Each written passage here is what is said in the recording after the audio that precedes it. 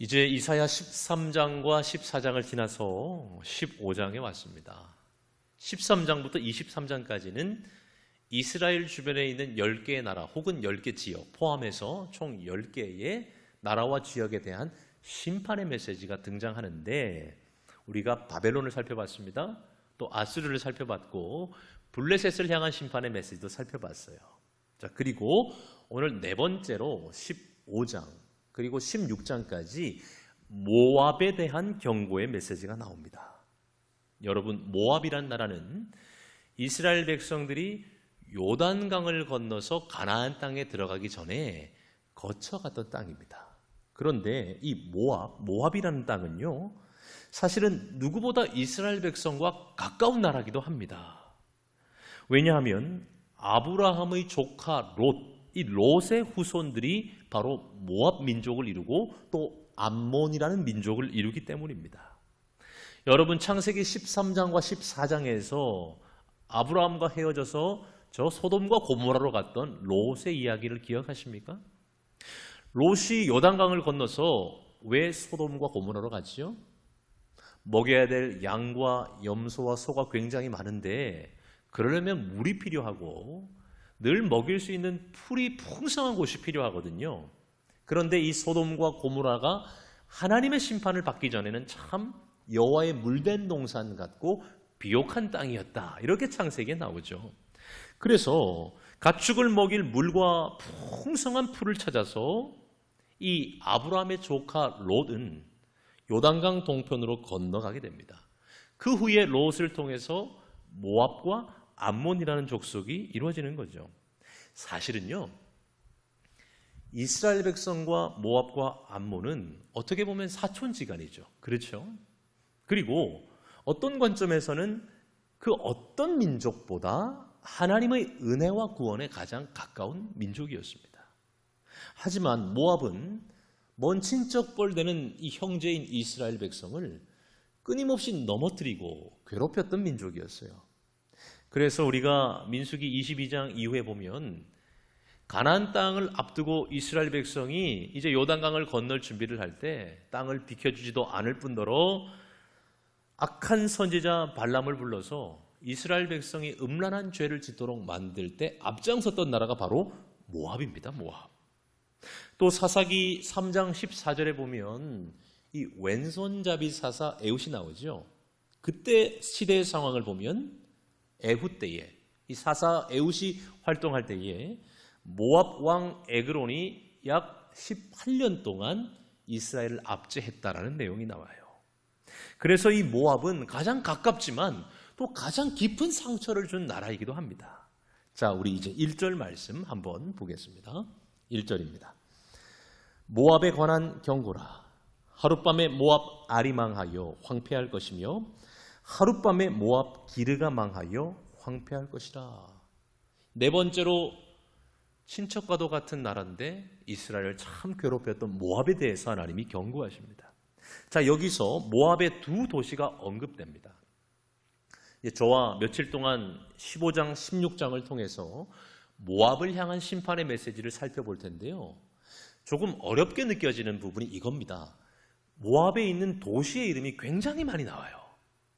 사실은 성경을 많이 읽으신 분도 이게 무슨 말이야 할 만한 내용들이 많이 나옵니다. 왜냐하면 이 지역은 엄밀히 말하면 요단강을 건너 가나안 땅도 아니기 때문에 성경 통독을 해도요, 우리가 거의 한두 번 들어볼까 말까 한 지명들이 너무 많이 나와요.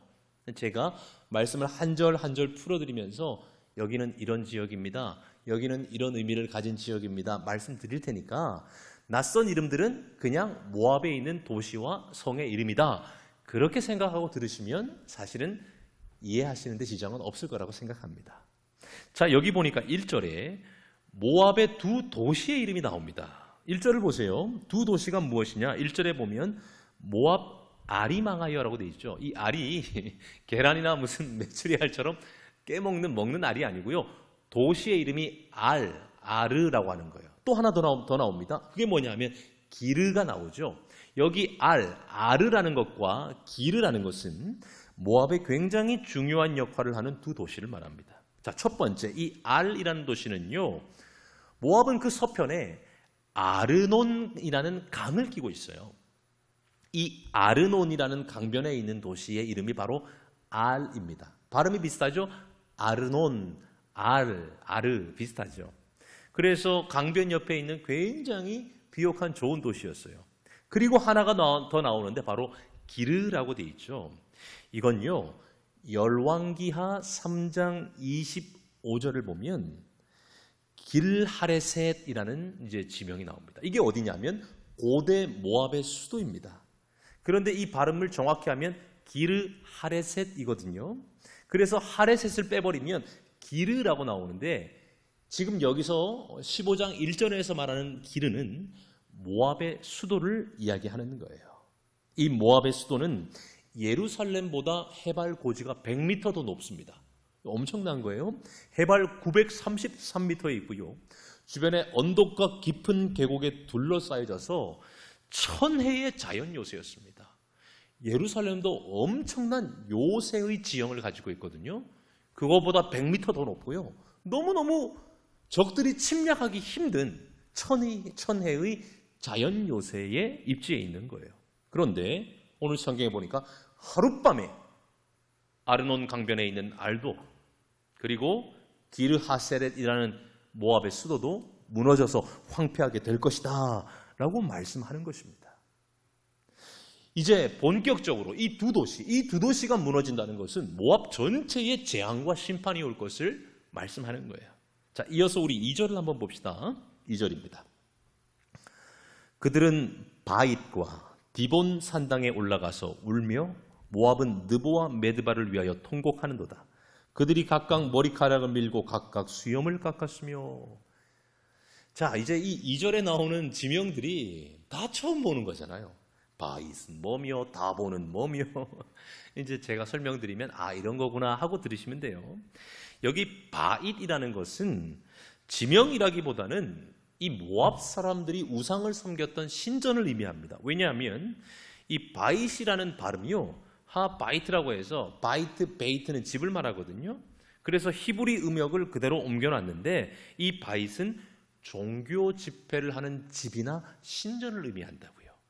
자, 그리고 뒤에 보면 디본 산당이 나오죠. 바잇도 종교 집회를 하는 집이나 건물을 이야기하고 여기 디본 산당이라는 것도 말 그대로 모압 사람들이 섬기는 우상을 모셔놓은 우상의 신전입니다. 자, 그런데 이 모압 사람들은 어떤 신을 섬겼느냐? 그모스라고 하는 신을 섬겼어요. 바로 이 디본 산당이라는 곳이 그모스라는 모압 사람들이 섬기는 신을 모셔놓은 신당이 있는 곳이죠. 그리고 또 보면 느보와 메드바를 위하여 통곡한다, 이런 내용이 나오죠. 여기서 말하는 느보는 어디냐면, 여러분, 모세가 가나안 땅에 들어가지 못하고 한 산에 올라가서 거기서 하나님과 교제하다가 부르심을 받죠. 무슨 산입니까? 느보산. 모세가 그의 일생을 마감했던 곳이 느보산이고 그 느보산이 있는 쪽을 말하는 것이 바로 여기 느보입니다. 메드바라는 곳 역시 전략적으로 굉장히 중요한 위치에 있는 요충지 역할을 하는 도시였어요.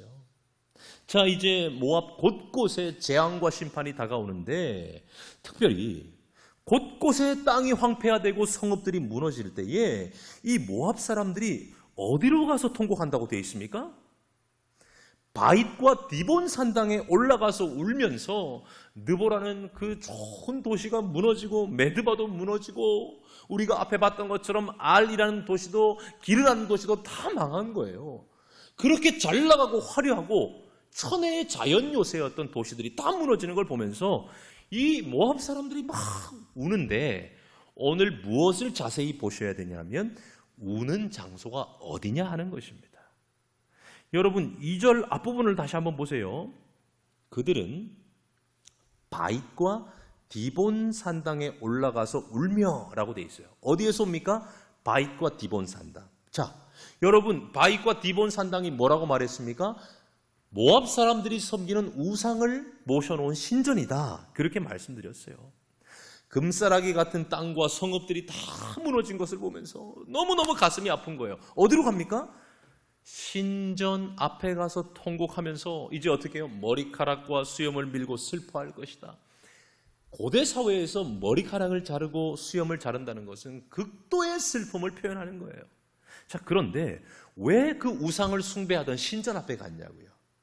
여러분, 이것은요, 겉보기에는 우리가 힘들고 어려운 일이 있을 때, 위기의 순간에 우리도 눈물을 흘리며 하나님 앞에 예배하고 기도하잖아요. 그런데 그것과 행위는 비슷하게 보여도 본질이 완전히 다릅니다. 오늘 제가 이 부분을 좀 자세히 설명드리려고 그래요.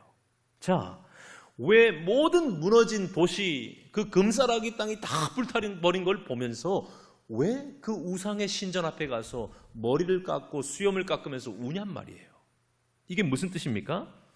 우리가 섬긴 우상이 결국은 우리를 건져내지 못했다고 슬퍼하며 외치며 비명을 지르는 것입니다. 여기서요, 모압 사람들이 어떻게 우상을 섬겼는지 좀 알 필요가 있어요. 이게 중요해요. 아까 제가 말씀드린 대로 모압 사람들은 그모스라는 신을 섬겼습니다. 이 그모스는요, 몸은 사람의 몸을 하고 있는데 머리는 뿔이 난 소의 모양을 하고 있어요. 역사를 보면 어떤 우상의 형태는 여인의 모습으로, 어떤 우상의 형태는 남성의 모습으로, 그런데 머리에는 뿔이 나 있고 손은 때로는 권세를 상징하는 이 지팡이를 들고 있는 게 있어요. 자, 그런데 이 그모스에게 우상을 숭배하며 제사하는데 굉장히 악한 제사 방식이 있었습니다. 그게 뭐냐 하면 특별히 자기 소원이 꼭 이루어지기를 원할 때 어떻게 하느냐? 인신제사를 드렸어요. 여러분, 인신제사가 뭡니까? 사람을 죽여서 제물로 바치며 내가 섬기는 신이여 꼭 이 소원을 들어주소서 하는 것이 인신제사입니다. 열왕기하 3장을 보면 모압 왕 메사라는 사람이 나와요. 그런데 이 모압 왕 메사가 나라를 다스릴 때 남유다와 북이스라엘이 연합해서 모압을 쳐들어옵니다. 그래서 성읍 하나하나가 다 정복당하면서 아까 말씀드렸던 이 수도까지 쳐들어온단 말이에요. 그래서 이 모압 왕이 너무너무 당황해서 어떻게 하느냐? 자기가 섬기는 그모스에게 인신제사를 하는 장면이 성경에 나옵니다. 이 부분을 제가 한번 천천히 읽어드릴 테니까 들어보세요. 열왕기하 3장 26절에서 27절. 모압 왕이 전세가 극렬하여 당하기 어려움을 보고 칼찬 군사 700명을 거느리고 돌파하여 지나서 에돔 왕에게로 가고자 하되 가지 못하고, 그러니 정말 사방팔방 다 막혀서 이러지도 저러지도 못하는 어려움 속에 처한 거예요. 남유다와 북이스라엘이 막 공격해서 이제 수도가 무너질 위기에 처했어요. 27절에 이에 자기 왕 위를 이어 왕이 될 맏아들을 데려와서 성 위에서 번제를 드린지라. 여러분, 이 내용이 열왕기하 3장 26절 27절 내용입니다. 나중에 시간 되실 때 한번 읽어보시면 참고가 되실 거예요. 이 인신제사 이후에 어떻게 된 것인지 이스라엘 연합군은 너무 당황하고 놀라서 그런지요, 실제로 돌아가고 이 전쟁에서 모압 왕이 위기에서 벗어났다고 이제 역사에서 나온단 말이죠. 모압 사람들이 그모스를 섬길 때 극도의 위기에서 어떻게 합니까? 심지어 자기 아들을 죽여서 신에게 제사를 바치는 거예요. 그래서 무조건 응답해 주소서, 무조건 내 계획이 이루어지게 해 주소서. 이것이 그들이 섬기는 그모스 신에 대한 그들의 헛된 허영심과 우상숭배의 자세였습니다. 결국 큰 도시와 성읍들, 잘 나가던 모든 성벽들이 다 무너져버리고 황폐해졌어요. 얼마나 허무하겠어요. 곳곳에서 모압 사람들이 통곡하며 웁니다. 그런데 어디에 와서 웁니까? 내 자식을 불태워서 피 흘려 죽여서 바쳤던 그 신전까지 와서 우는 거예요. 그러니 아까 제가 말씀드렸죠. 우리가 위기 상황 속에 교회 나와서 눈물 흘리며 기도하는 것과는 다르다고. 어떤 뜻이겠어요? 내 자식까지 바쳤는데 어떻게 이렇게 망할 수가 있어 하며 엉엉 울더라는 거예요. 망연자실해하는 거죠. 여러분, 오늘 이 모습은 자기 욕심을 이루기 위하여 수단과 방법을 가리지 않았던 세상의 마지막 모습을 정확히 보여주는 거예요. 내 꿈을 이루기 위해서, 내 계획을 이루기 위해서 어떤 것도 서슴지 않고 다 행했어요. 결론이 뭡니까? 다 망하고 죽었어요. 다 잃어버렸어요. 이게 끝이냐 하며 자기가 모든 것 같아 바쳤던 우상 앞에서 막 소리 지르면서 슬퍼하는 거죠.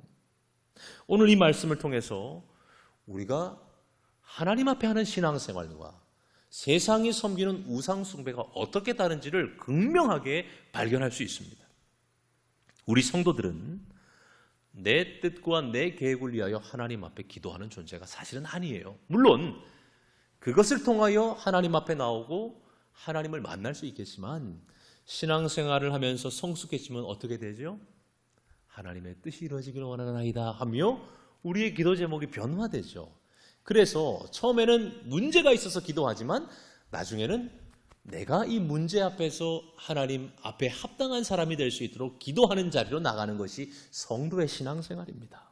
우리 성도들은 세상과는 다른 것을 구해요.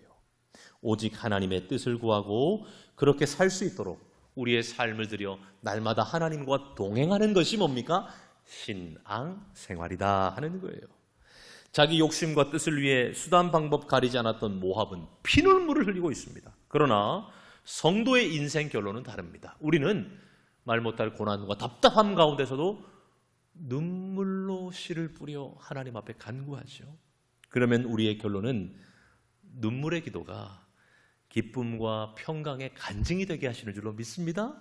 그래서 오늘 이제 새벽에 찬송을 그걸 한 거예요. 시편 126편 6절 말씀. 울며 씨를 뿌리러 나가는 자는 반드시 기쁨으로 그 곡식단을 가지고 돌아오리로다. 모압의 최후와 하나님의 백성의 최후가 다른 거예요. 자, 이제 3절에서는 그 울음소리가 곳곳에 가득하다고 말합니다. 이제 3절 4절을 좀 간략하게 보고 마칠게요.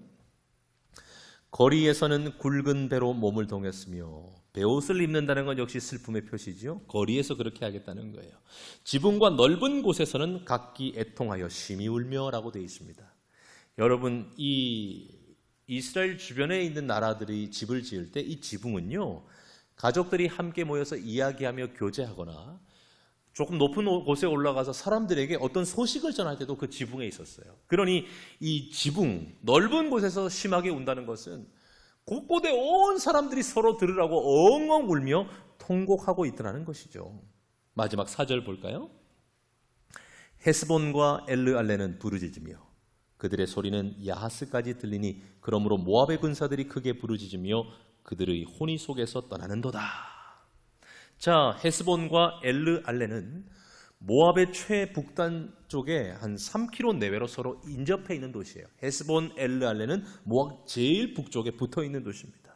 이곳 역시 전략적인 요충지였기 때문에 많은 나라들이 이곳을 침략을 자주 했어요. 그러니까 빼앗기고 다시 찾아오고를 반복했던 지역이에요. 그리고 뒤에 나오는 야하스는 이 헤스본과 엘르알레에서 한 16km 정도 남쪽으로 떨어진 성입니다. 이 성 저 성에서 통곡과 울음소리가 끊이지 않게 될 것이고 그 소리가 어디까지요? 16km 떨어져 있는 남쪽의 야하스까지 흘러갈 것인데 오늘 성경에 보니까 모압의 군사들이 크게 부르짖으며 그들의 혼이 속에서 떠나는도다 돼 있어요. 이게 무슨 말입니까? 가장 담대하고 힘을 내어야 될 군사들이 이제 우리 끝났어, 이제 우리 망했어 하며 그들의 혼이 속에서 떠나서 혼비백산했다는 거죠. 완전히 주저앉은 것을 이야기합니다. 여러분, 오늘 말씀을 통해서 이거 기억하세요. 마지막에 웃는 사람이 이기는 거예요. 지금 웃는다고 해서 결론 난 게 아닙니다. 모압은요, 잘 나갈 때 웃고 떠들고 했습니다. 그러나 마지막에 울고 있잖아요. 누가 이기는 사람입니까? 마지막에 하나님이 웃게 하시는 그 사람이 이기는 사람인 줄로 믿습니다. 우리 성도들은 소망 가운데 인내하며 때론 눈물을 흘립니다. 하지만 그 눈물이 복된 이유는 하나님께서 웃게 하시고 간증하게 하실 눈물이기 때문이죠. 기쁨과 재미를 선택하여 갔던 그 모압의 결론은 슬픔과 울음소리만 가득한 것이었습니다. 여러분, 눈물로 뿌린 씨앗이 반드시 열매 맺게 하시고 찬송하는 인생 되게 하실 줄로 믿습니다.